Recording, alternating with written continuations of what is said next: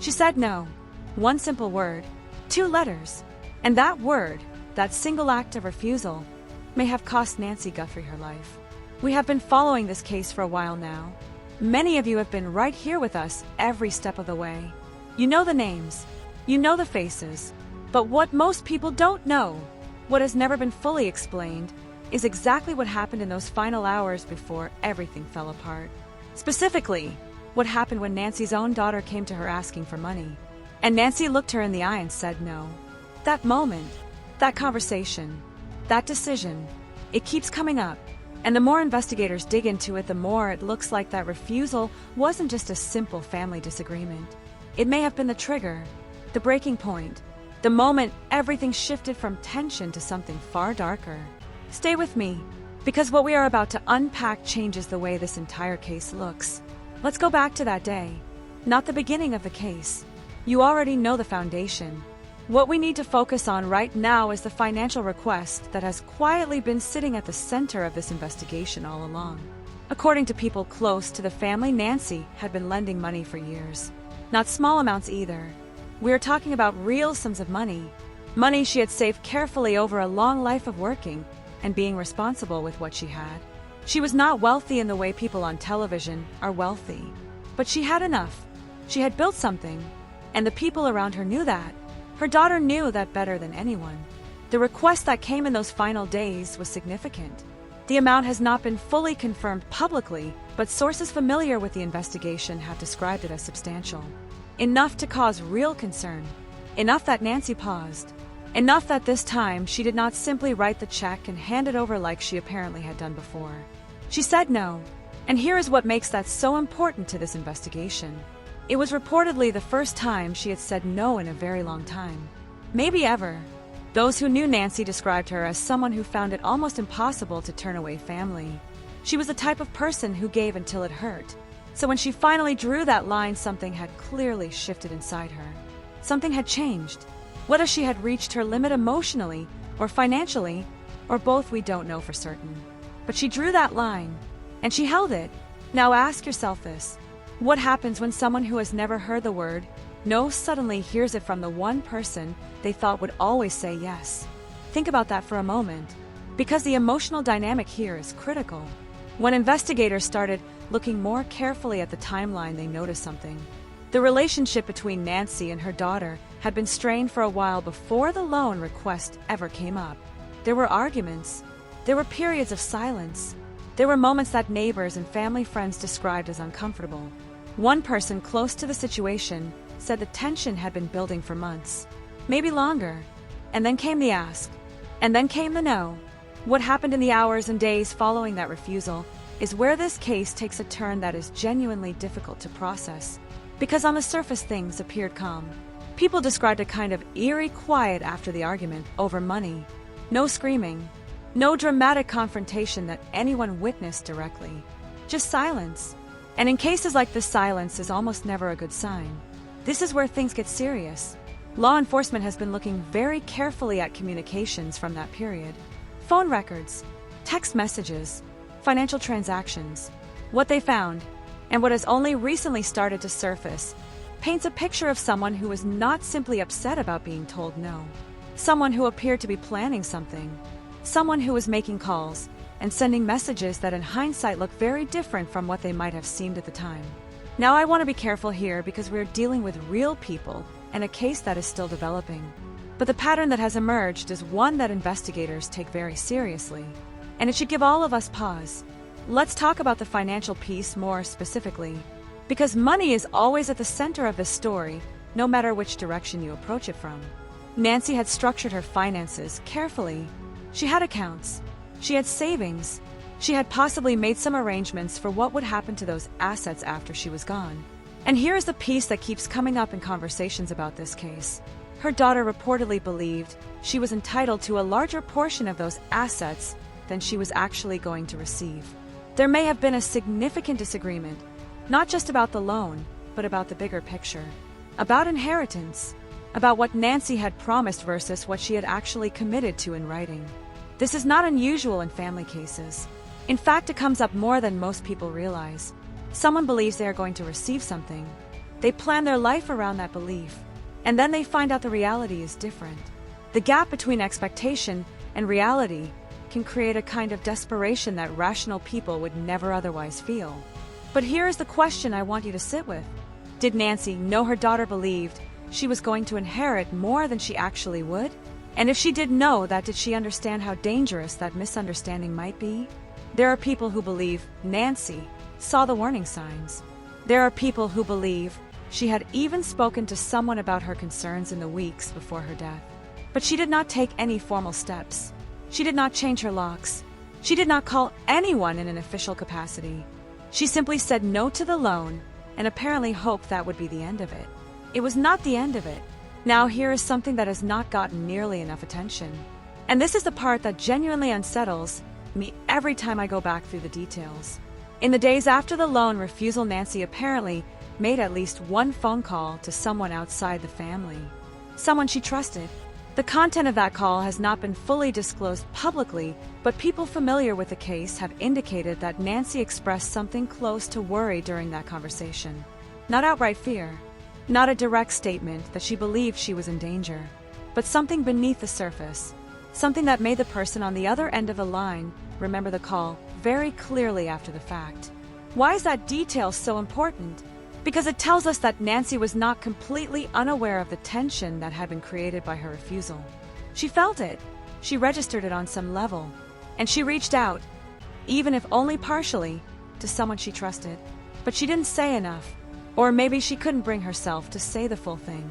Maybe she was still holding on to the hope that family meant something, that the person she had raised and loved and lent money to for years would ultimately step back from whatever edge they were approaching. That hope may have been the most dangerous thing Nancy Guthrie carried with her in those final days. And it breaks my heart to say that. I want to pause here for a second and ask you something directly. If you have been following this case from the beginning, you have probably formed some opinions about the people involved, about what you think happened, about whether justice is going to be served here. Drop those thoughts in the comments right now. I genuinely want to know where your head is at, because this community has been incredibly sharp in picking up on details that sometimes even the official narrative misses. And right now in this case, there are details that still don't add up, details that need more eyes on them. If you are new here, take a second and subscribe. Hit that notification bell. This case is moving, and we are going to stay on it every step of the way. Back to the investigation, because there is a specific piece of evidence that has recently come into focus, and it directly connects to the loan refusal. Financial records subpoenaed by investigators reportedly show a pattern of transactions in the period leading up to Nancy's death. Some of those transactions appear to have been attempts to access funds that did not belong to the person attempting to access them. Now the details here are still being worked through legally, and I am not going to get ahead of what has been confirmed. But the significance of this should not be lost. If someone was trying to get to Nancy's money before she was gone, that tells us something critical about motive, and it tells us something critical about planning. Because accessing someone else's financial accounts or making moves toward their assets is not something done in a moment of rage. That kind of action requires thought. It requires time. It requires at least some degree of premeditation. And premeditation changes everything in a case like this. Think about the sequence. A loan is requested. The loan is refused. Concerns are expressed. Financial movements are made. And then Nancy Guthrie is gone. That sequence matters. That sequence is not coincidence. And investigators who have spent time with the evidence apparently feel the same way. Let me bring in something else that has been bothering people close to this case for a while now. The behavior after. Because in cases involving family members, the behavior in the aftermath of a crime is almost as revealing as the evidence itself. There are people who knew Nancy's daughter who have described her behavior in the days and weeks following Nancy's death as strange. Not strange in the way grief makes people strange. Everyone processes loss differently, and I would never judge someone for that. But strange in specific ways. In ways that raised eyebrows, even among people who were not looking for anything suspicious. There were financial inquiries made very quickly, faster than most people would expect. There were questions asked about accounts and assets and arrangements that seemed to come from a place of urgency rather than grief. And there were moments where the emotional display seemed disconnected from what was being said, where the words and the feeling behind them didn't quite match. Now again, I want to be careful. None of this alone proves anything. People behave in unexpected ways under stress. Grief is not a single straight line, and shock can make people focus on practical things before they have even fully processed what they have lost. But when you take that behavior and you place it next to everything else, the loan refusal, the financial movements, the strained relationship, that phone call Nancy made, a picture starts to form. And that picture is deeply troubling. Here is something investigators have been asking that I think is worth spending real time on. What did Nancy know about her daughter's financial situation at the time she said no? Because if Nancy knew how desperate things had gotten, that changes the emotional weight of her refusal. If she understood that her daughter was in serious financial trouble and she still said no, then Nancy made a very deliberate choice. And that choice may have told her daughter something she was not prepared to hear. Not just about the money, but about where she stood. About whether Nancy was going to be her safety net going forward. Some people close to the family believe the loan refusal was about more than money. They believe Nancy had reached a decision point, that she had come to understand something about her daughter's choices and her daughter's life that made her feel like continuing to provide financial support was actually making things worse rather than better. That she was finally trying to hold a boundary not out of cruelty, but out of a kind of painful love. If that is true, it means Nancy's final no was actually an act of caring. An act of trying to force a change that she believed her daughter needed. And if her daughter interpreted that refusal as rejection rather than love, then the tragedy here goes even deeper than the crime itself.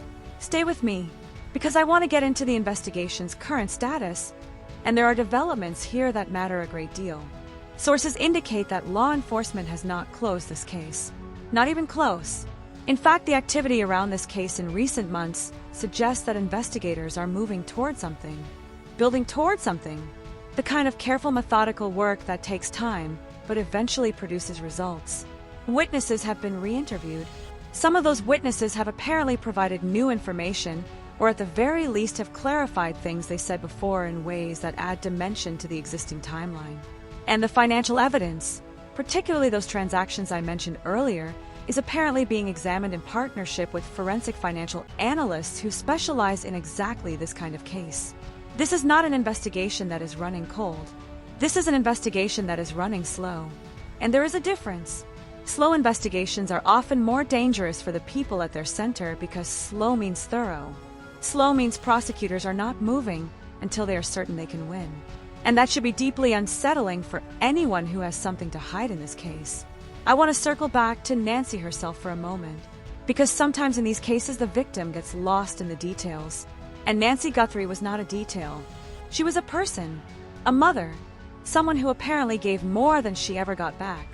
The people who knew her talk about her warmth, her stubbornness in the best possible sense, the way she held things together for the people around her even when it cost her something. She was the kind of woman who showed up, who remembered birthdays, who made sure the people she loved felt cared for. And in the end, the very thing that made her who she was, that generosity, that willingness to give, may have been used against her. The people closest to her apparently understood that she would always say yes, until the day she didn't. That one no, the one that finally came. It cost her everything, and the least we can do is make sure that her story is told, that people understand what happened, that the details don't disappear into the noise of everything else going on in the world. Nancy deserved more than what she got, and the people responsible for what happened to her deserve to face the full weight of what they have done.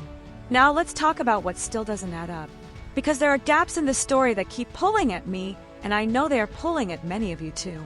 The first gap is the timeline between the loan refusal and what happened to Nancy. There is a window of time there that has not been fully accounted for, a period where the people involved were interacting, or possibly not interacting, and where decisions were apparently being made. What exactly happened during that window? Who spoke to whom? What was said? And are there witnesses to any of it who have not yet come forward? The second gap is the question of whether anyone else knew about the financial tension. Not just vague family drama, but the specific conflict over money. If someone outside the immediate situation was aware of how serious things had gotten, why did no one intervene? Why did no one call someone? Say something. Do something. And the third gap, the one that haunts me the most, is that phone call. The one Nancy made after the refusal. We know she made it. We know she said something that stayed with the person on the other end. But we don't know everything she said. We don't know if she held something back. We don't know if she tried to ask for help in a way that was too subtle to be fully understood. What did Nancy Guthrie know in those final days that she could not bring herself to say out loud? What do you think? Seriously, I want to hear from you. Do you think the lone refusal was the trigger? Do you think this had been building longer than we know? And do you think justice is coming for Nancy? Put your thoughts in the comments. This community is one of the sharpest I have ever seen when it comes to true crime analysis, and this case needs those eyes on it. Your theories and your questions matter. They keep the pressure on. They keep the story alive. Like this video if you think Nancy's story deserves to be heard. Share it with someone who follows this case. The more people who understand what happened here, the harder it becomes for anyone to walk away from it clean. Here is where things stand right now. No final verdict. No official closure. The investigation continues. The questions remain. And the people who were closest to Nancy Guthrie are still living with the weight of what happened, whether that weight is grief or guilt or both. What we know is this: a woman said no. A woman who had spent her whole life saying yes finally drew a line. And that line apparently meant something far more dangerous to someone else than Nancy ever could have imagined when she said it. There is something almost unbearable about that. About the idea that her final act of self-determination, her final decision to hold a boundary, is the thing that may have ended her life. But here is what I believe, and I say this having followed too many cases like this one. The truth has a way of surfacing. It takes time. It takes patience. It takes people who refuse to look away. But it surfaces. Every time. Nancy Guthrie said no one last time. And now the people who need to be asked the hard questions are going to find out that the world is going to keep saying yes to justice on her behalf. For as long as it takes, stay tuned. This case is not over. Not by a long way. We will be back with every update as it comes. Every new detail. Every development. Every step toward the truth. Subscribe so you don't miss a single one. Share this video. Talk about this case. Keep Nancy's name in the conversation. And if you have information, if you know something about what happened, reach out to the relevant authorities. Even the smallest detail can matter in an investigation like this one. Until next time, stay curious, stay aware, and stay with us.